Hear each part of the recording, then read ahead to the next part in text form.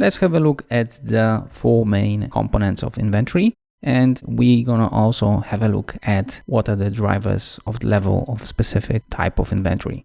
So we have 4 types of inventory. The first one, it's raw materials, so the things we require to produce the product. Then we have a work in progress. So we took the raw materials, we started operating on them, but we still have not finished it. It's not still a finished product. Then we have finished products, and finally we have goods. So the things we bought ready made, and we want to sell them to some other people, other companies. The difference between finished products and goods is that finished products we produce, whereas goods we buy ready made. Now we will have a look at the things that are driving each and every component. So let's start with raw materials. So the level of raw materials will depend, first of all, on the lead time. In other words, how long it takes our supplier to deliver us the raw materials once we have ordered them. The higher lead time, so the longer it takes them to deliver the goods, the more obviously materials we have to have. Number of raw materials used obviously increases the level of inventory in raw materials. We've got also something which is called the minimal quantity you have to order. So if your supplier wants you to order in big quantities, then most likely your inventory will be high as well. We also have something which is called the modularity level of the finished products. In other words, the question is whether the finished products we are producing are using the same raw materials or not. So, for example, if you have a producer of juice and he's using exactly the same bottle for every type of juice, then we can say that modularity level is high. If, on the other hand, he's using different types of bottles, then the modularity level is low.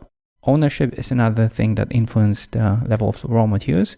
You can have a situation where, for example, the stock at your warehouse is owned by you or by somebody else. And obviously this will impact the level of inventory in your books. Now let's move on to work in progress. So here, similar to lead time, we have processing production time, sometimes called the cycle times. In other words, how long it takes us to take a raw material and turn it into finished products. Then we can have an overproduction at certain stages that will increase the work in progress. We can have also a situation where each and every stage is not talking to each other, and we're going to have a case study on that as well later on. If you have a lot of sub-processes, the chances that you have a work in progress high is also increasing. And finally, the size of factory. The bigger the factory, the most likely it is that you will have high work in progress because you will not be able to manage the stock properly. And obviously, there will be also time between each and every phase that will be influencing the processing production time. And last but not least, we've got the number of factories. Now, let's move on to finished products and see what influence them. So first of all, we've got the number of SKUs, in other words, number of different types of products. The higher, obviously, the more stock we've got. Then the accuracy of sales forecasting is impacting finished products level. So the lower, the higher stock we have to keep.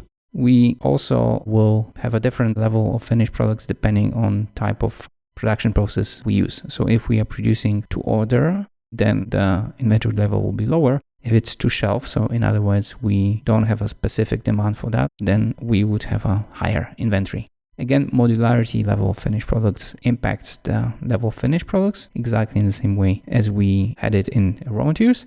And finally, we've got the number of languages and markets because we have to prepare specific versions for this market. So in other words, we would have more SKUs. Now, in case of the goods, we've got exactly the same things as with the finished products. So the number of SKUs, accuracy of sales forecasting, number of languages and markets, minimal quantity you have to order. So this is similar to raw materials. And finally, the ownership. So this is similar to raw materials.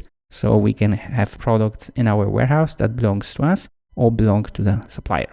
So now once we know the drivers for each and every group, we'll be able to define in more details our general framework for reducing the inventory, and on the basis of that later on to try and find the money in the case studies that we're going to go through in this course.